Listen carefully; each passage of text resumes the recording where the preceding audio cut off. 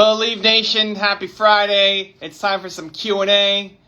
Friday's my CEO day. It's been a banger of a day. I'm super excited. Anyway, I'm here to talk with you guys. Yuko Mama, first in the house. Welcome aboard, Yuko. We had a great comment, Yuko, on the channel today. I forwarded it to you. Ask us your questions. Let's pop that here. Let's pin this to the top. Let's see where Mark is. Waiting on mcdrigger to join us in the chat here. We're doing a Q&A session, filming a bonus episode of the Something Approved podcast.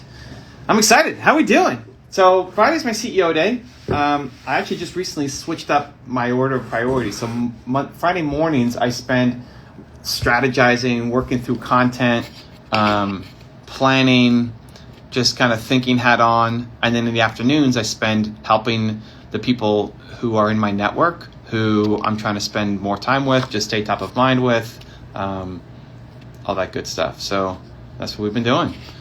So this is my break. This is my path. I like having, I have my morning, then I do this. It's like transition. Then I'm going to go for a walk with my wife, and then back to work in the afternoon. IG Live with Andrew says, love you, Evan and Nina, and Believe team. I love it. Hey, bruh, capital G222, welcome aboard. Ramesh, welcome. Jeff the Entrepreneur says yes. Jeff, been a while, man. Good to have you back. There's Drager. Jesus. Holy cow, this man is not Jesus. This man is late. Here he is. There he is. Unbelievable. He's late on this one. I wasn't. I just listened to your entire speech. I clicked request. I listened to your entire speech. I love this. It's a great transition. I just did this morning. I walked with my wife. This guy's unbelievable. Anyway, okay. Something Approved podcast. Post your questions using the question box below. We'll get to as many as we can. You ready, Mark? I'm ready. Let's go. Okay. First question. Favorite pastime? Favorite pastime. I like movies and television.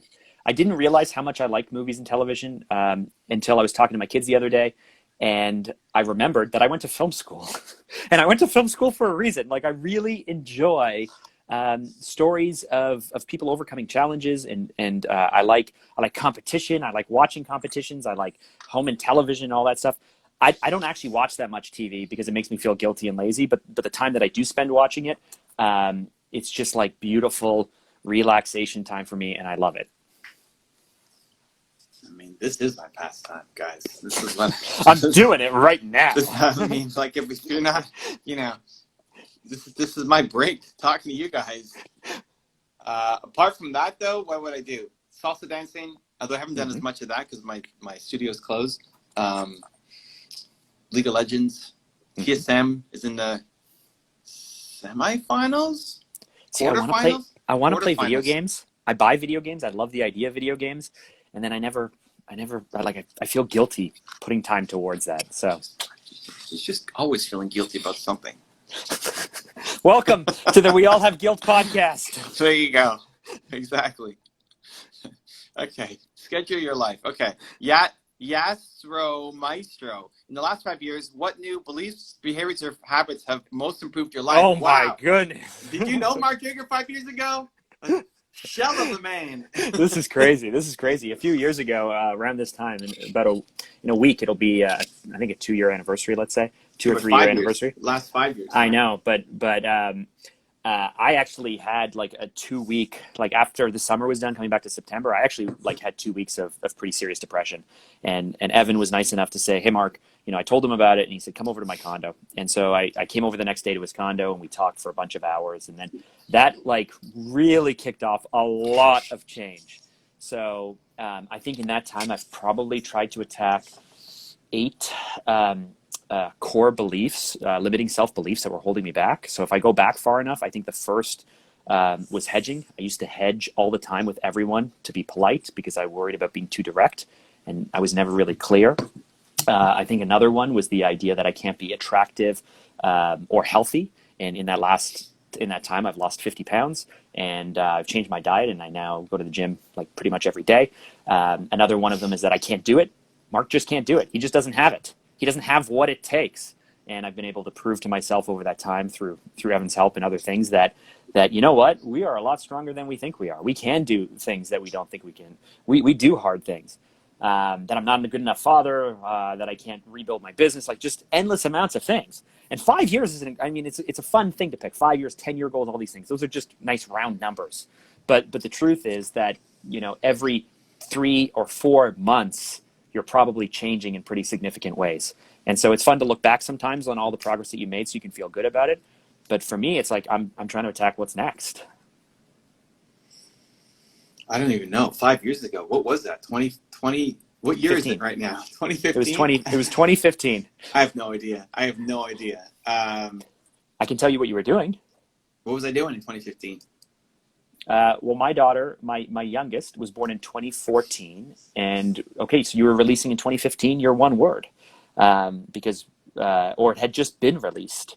So your first book was out. Do you remember what time was like back then? You were a year into your you got married in 2014, I think, right?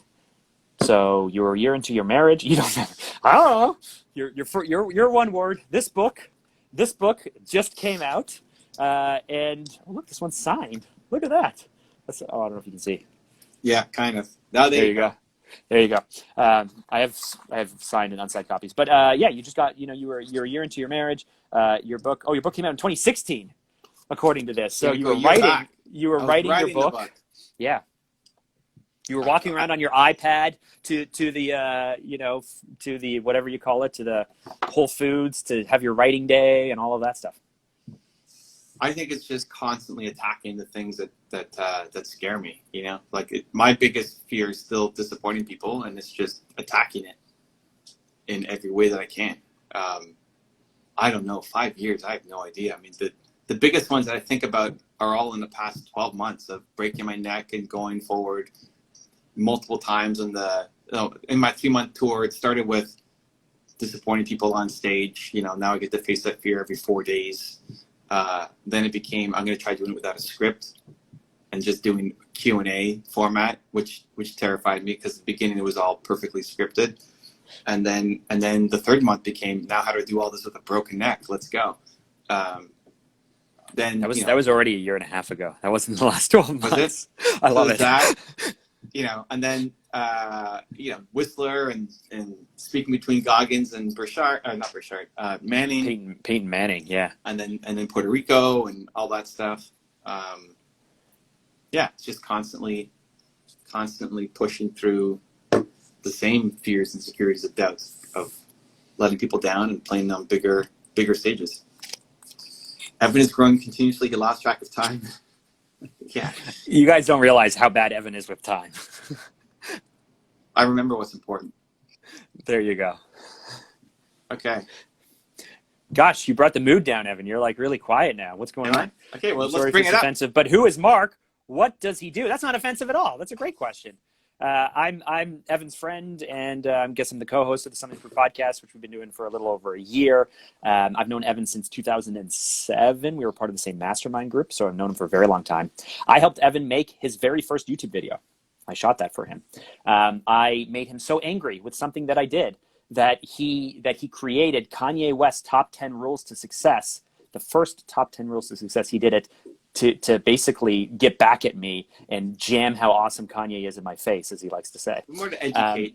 I don't get back at you, but I developed a one-word extraordinary, and I didn't even realize I was developing it. And I told him about it about a year and a half before he started writing this book. I am pretty much at the bleeding edge. I am pretty much the impetus for everything great this man has ever done. That's who Mark Drager is. All right. Great. Does that answer the question? No, let's move on. How to stay constantly motivated and enthusiastic on the same work? You know what's interesting? I was listening to someone talk about this, and I don't remember who it was, but they said that it's physically impossible to stay constantly motivated on something. That if you are holding yourself to the standard where you get excited and you get passionate and obsessed with something and you can't wait to do it and you attack it, you will not be able to maintain that on that thing that you're doing for an extended period of time. It's not part of our makeup, but we feel like it should be. We feel like we're failing at it. Other people are always motivated. How come we can't be always motivated? You can't. So what you need to do is to start to find hacks. You have to swap things in. You have to take breaks on something to go to something else to come back to it. So that way you can refine your motivation on things. If you try to do something for 90 days, your motivation is, I'm going to do this every day for 90 days. You're probably going to do it. But if you take a break, it's going to be very hard to come back and go, I'm going to keep going for another 180 days because you've done it. It's like you've done it. The challenge has been done. You're not longer motivated by that. It's not as hard as it was. And so it's what's next, right? It's recognizing, okay, I was motivated, but I'm not. So what do I need to do to recapture excitement, obsession, and motivation about it? Do I have to have a new challenge? Do I have to have a new partner? Do I have to try something new? What's next? So that way you recognize that you're losing motivation and you can proactively decide how you're going to attack it to recapture the progress that you were making before.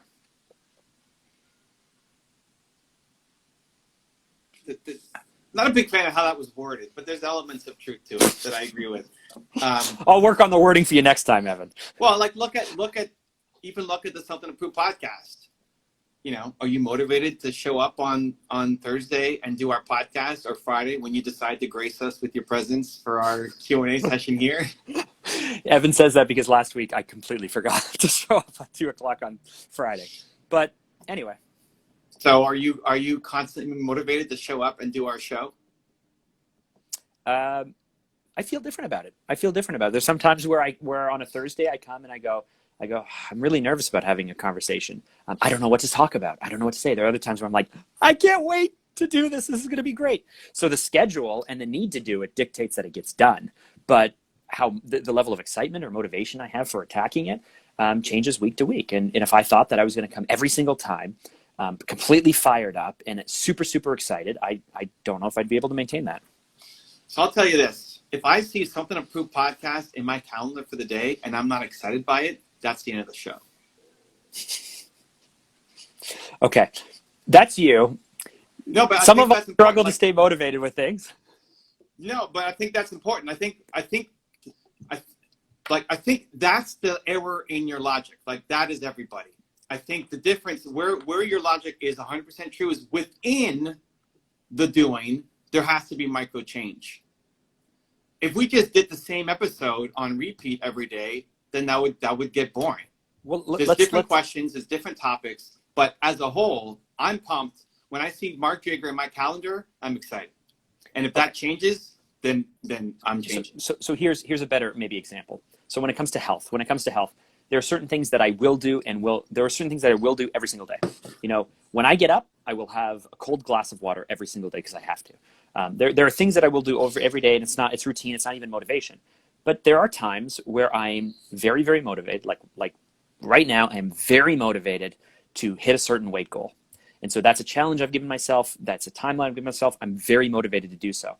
And when I hit that goal, I have what's next already planned out. But there are sometimes weeks or 2 weeks or 3 weeks where I'm not as aggressive and I'm not as hardcore about my diet or exercise. I still get it in, but I'm not killing myself on it. And then there are other times where I'm very, very motivated to do something because I'm prepping or I'm excited or whatever it is.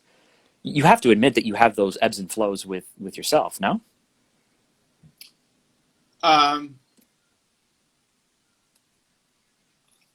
This is a macro micro issue, and you're squishing them together, which causes confusion. On the macro, no. Like on the macro, on the big picture, if you're losing motivation, you're doing the wrong thing. On the day-to-day, then sure.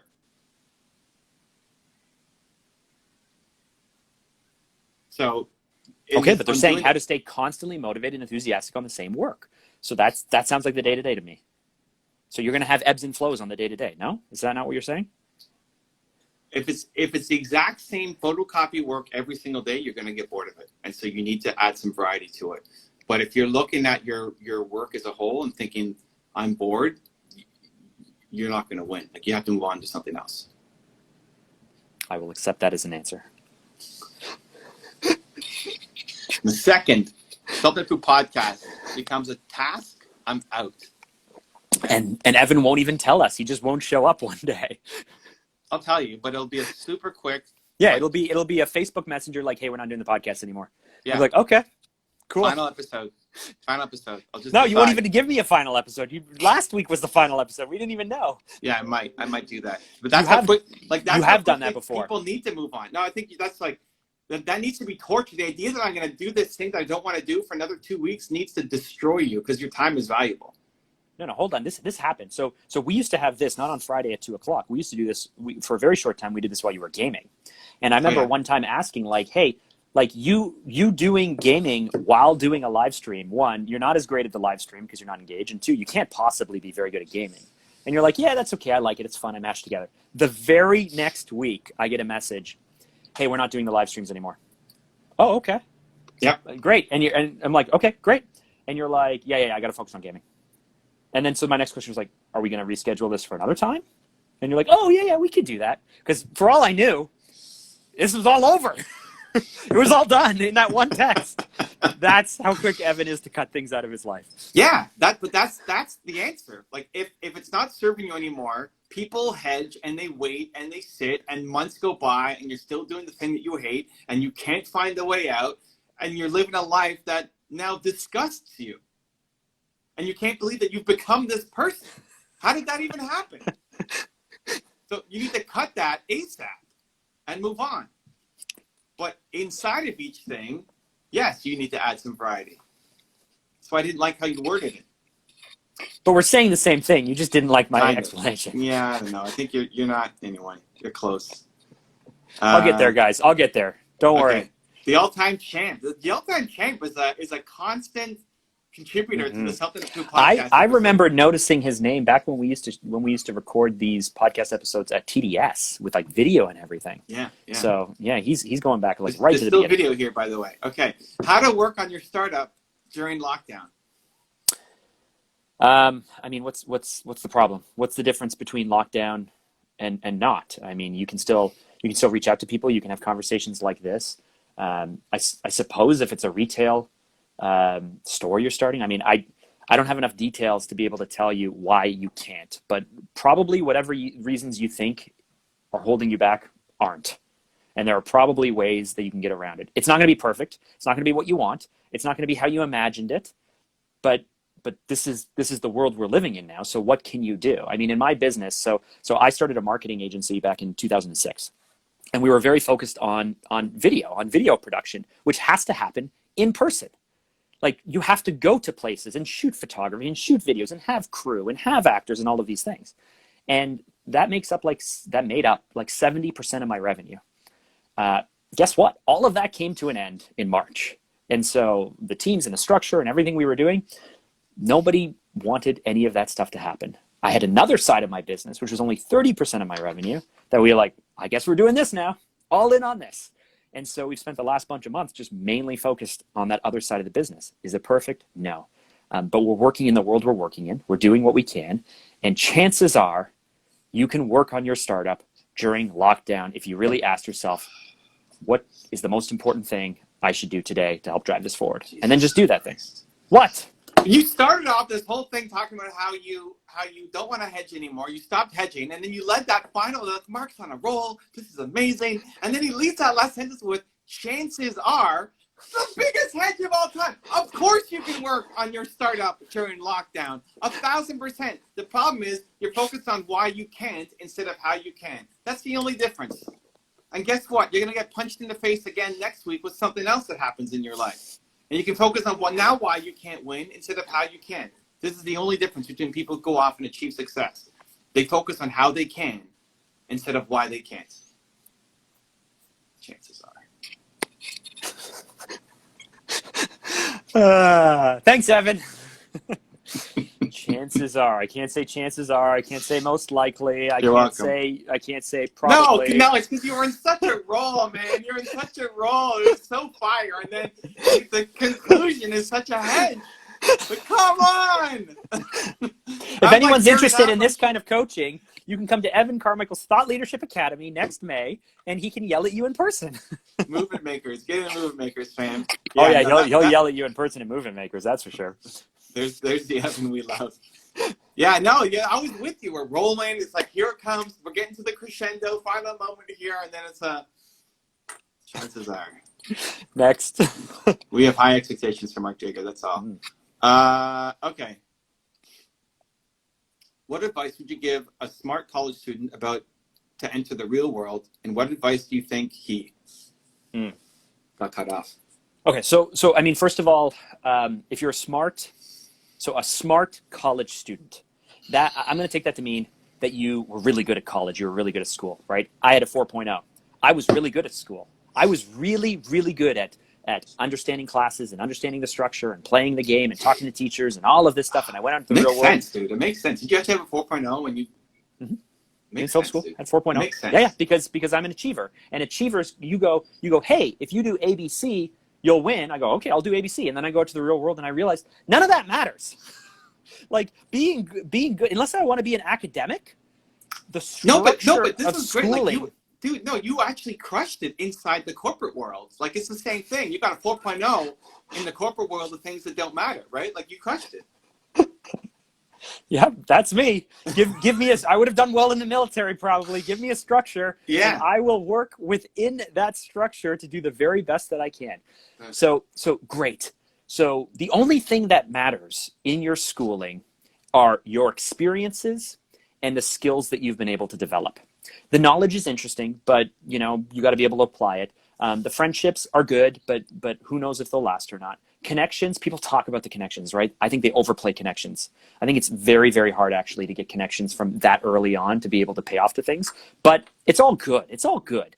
But the only thing that really matters is no one can take your experiences away from you. That is something that is yours that you will carry with you forever. And no one can take away the skill sets that you've been able to develop because you'll be able to ladder up and move on further. But the truth is you're moving into the real world, and people probably won't give you a gold star. They're probably not going to grade you. They're probably not going to give you the feedback you're looking for. It's a totally different structure. And so all I would say is just be open-minded to the fact that don't wrap up your self-esteem and your ego in being so good at this one type of structure, and now you're moving into a different one. Get ready for change, because I wasn't ready for it. And when I graduated, I was like, here I am, world, and no one cares. Better. I was with you there. There's no chances are. Yes. I made sure to stop talking. Did you? Okay. I would say pay really close attention to who you learn from next. So if you're going to go down the entrepreneurship route, you might want to take a job at a company who has 10 employees or less in the industry you want to work at, so you get really close to the entrepreneur and see if that's the business you want to work at, because eventually create. Because when you work in a giant corporation, you're not going to get your hands into many different pies. If you want to go get a job, then pay really close attention to who your boss is going to be, who your manager is going to be, and getting as close to them, because they're going to give you the real world education of what it takes to level up and scale up inside the corporation. Having a crappy boss is the death sentence. It sucks. You can be in the right industry with a crappy boss and you'll hate your life. So my next move would be to think about who am I going to learn from next to get the real world mentorship, guidance, experience. Either an entrepreneurial business becomes the bridge to your own company, or a great boss inside a corporation. Actually, you know what's funny now you're saying that? The first big job that I really had, I was there for 2 years. I was in a company that was entrepreneurial driven. So there's an entrepreneur, but it was big enough that there was a CEO as well, about 200 staff. But I worked in a role where I only worked with VPs, CEO, and the business owner. And that was it. Like my day-to-day was only working with people, and I was like 5 levels below them. I had a manager, and I knew more about what was happening in the organization than them because of just the uniqueness of the role I was in. And that was probably the best education ever, for being really good at a corporate structure, Evan, as you like to point out. So I don't think it's that funny. You don't think it's funny? No, I think it's great. Oh, okay. Good add-on. You think what's funny? It's like, okay, I don't think that's funny. Oh, great. Okay, that's what you meant. I didn't know what you said. That was just a transition statement. But anyway. Jesus. Yeah. Cool. All right. Well, we got 1 minute left. How do you want to close the show? Mark's going to send us out on a big inspirational quote to wrap all this thing up. I am? Okay, let's see here. Wow, he's going to read my book? Come on, Mark, what's the theme of today? And then send us off with a message. I'm not good at that. Why don't you do that? Okay, today's theme, let's say, I would say leaning into the discomfort. So go with that. Leaning into discomfort. Leaning into Mark. discomfort? Yeah, give us the reins. Brain freeze. Okay, leaning into discomfort. If you spend all of your time doing the things that make you comfortable, that you know come naturally to you, and that are easy to you, you're never going to grow. Right? The growth comes from the discomfort, from doing the hard things, and from really doing them whether you feel like it or not. mcdrigger, ladies and gentlemen, dropping a bow on it. Okay, people want to find the Something to Prove podcast. Where are they going, Mark? Best thing to do is just go to Apple Podcasts and look for Something to Prove podcast, or Google Evan Carmichael, Something to Prove podcast. We're on Stitcher. We're on all of those other places. You can come and listen. You'll have a lot of fun. Thank you for the love, everybody. We'll see you again next week.